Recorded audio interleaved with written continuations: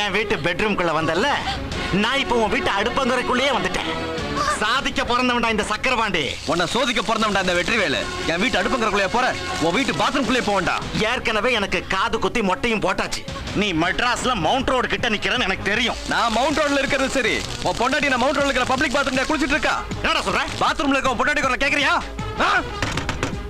கதவு தரங்க. ஐயோ, யார் இந்த கதவு பூட்டினது?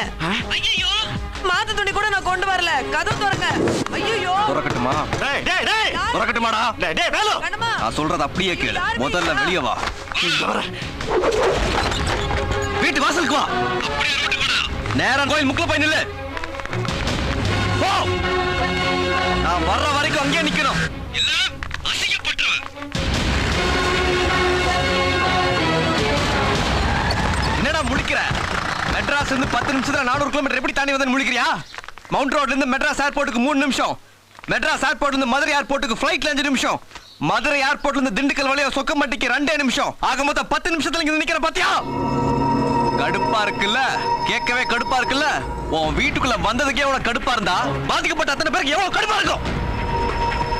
யார் வீட்டுக்குள்ள நுழைற? நான் உன் வீட்டுக்கு வந்தேன். ஏன் வந்தேன்? சண்டை போட வந்தனா? உன் பொண்டாடி அசிங்கமான வந்தனா? உன் கூட சமாதானம் பேச வந்தேன். ஏய், ராமாயணத்துல ராவணனும் சரி, மகாபாரத துரியோதனும் சரி, பொம்பளை மேல கை வச்சுதான் கடைசியில் அழிச்சு போனானுங்க.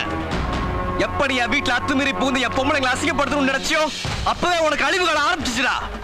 இந்த ஊர்ல சக்கரபாண்டியா இருக்கிறவன சனியும் பிடிச்ச பாண்டியா மாத்தி இந்த ஊர்ல 7 தலைமுறையா இருக்கிறவன 7 நாள்ல இங்கிருந்து விரட்டல.